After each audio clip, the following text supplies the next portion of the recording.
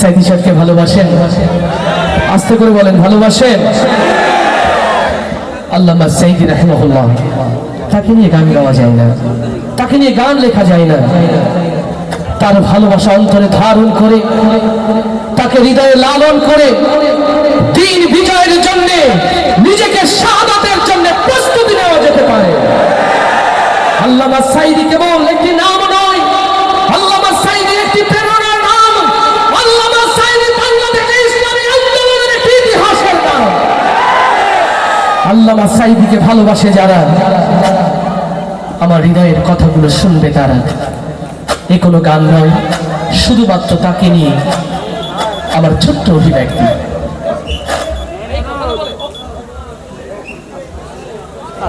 13 বছর ছিলে তুমি চার দেয়ালে বন্দী,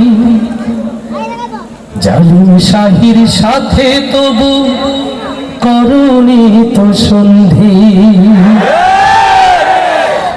ইউসুফ নবীর মতো তোমায় দিল অপবাদ, দিনের কথা বলাই তোমার ছিল অপরাধ। 13 বছর ছিলে তুমি চার দেয়ালে বন্দী, জালিম শাহির সাথে তবু করনি তো সন্ধি। ইউসুফ নবীর মতো তোমায় দিল অপবাদ, দিনের কথা বলাই তোমার ছিল অপরাধ। অবশেষে হলে তুমি মাজলুম কয়েদি। আল্লামা সাইদি তুমি, আল্লামা সাইদি, আল্লামা সাইদি তুমি, আল্লামা সাইদি, আল্লামা সাইদি তুমি, আল্লামা সাইদি। ও বাংলার তাওহীদি জনতা, হৃদয়ের কান খুলে শুনে রাখেন, মিথ্যা মামলায় দীর্ঘদিন কারাগারের অন্ধকার প্রকোষ্ঠে যারা আল্লামা সাইদিকে আটকে রেখে জুডিশিয়াল কিলিংয়ের মধ্য দিয়ে আল্লামা সাইদিকে শহীদ করেছে, আজ হোক কাল হোক এই বাংলার মাটিতেই তাদের বিচার হবে ইনশাআল্লাহ। হৃদয়ের কান খুলে শুনে রাখেন, সেই ট্রাইব্যুনাল আজও আছে, সেই আদালত আজও আছে। আজও বাংলার মানুষ সেই ফাঁসির দড়ি রেখেছে, শুধুমাত্র ওই নাস্তিক মুরতাদের বাংলাতে ফেরার অপেক্ষা। আল্লাহ তাআলা দ্বীনের পথে, আল্লামা সাইদির পথে সকলকে যেন জাগ্রত থাকার তৌফিক দান করেন। আপনাদের অন্তরে আল্লামা সাইদির এই ভালোবাসা যেন এক একটি মিসাইল হয়ে জালিমের মস্তককে ছারখার করে দেয়। হৃদয় খুলে শুনে রাখেন মুসলমান, আজ বাংলাদেশ দ্বিধা বিভক্ত।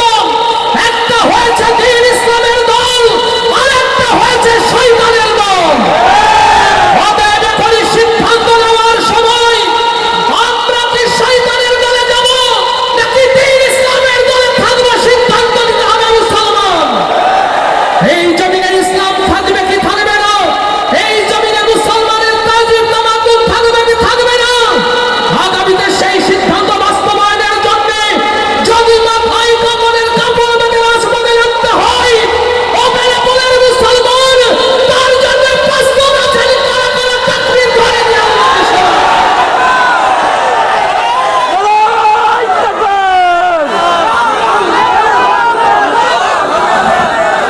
আল্লাহ তাআলা আমাদের সকলকে কবুল করুন, কবুল করুন রাসূলের শানে। এনামুল হাসান বিন নূর ক্যাডেট মাদ্রাসার এই অনিন্দ সুন্দর আয়োজন সিরাত ফেস্ট, আল্লাহ তাআলা হায়াতে রাখলে আবারও কণ্ঠে কণ্ঠ মিলিয়ে আমরা এই জমিনকে রাসূলের সুরে প্রকম্পিত করবো ইনশাআল্লাহ। আসসালামু আলাইকুম ওয়া রাহমাতুল্লাহ।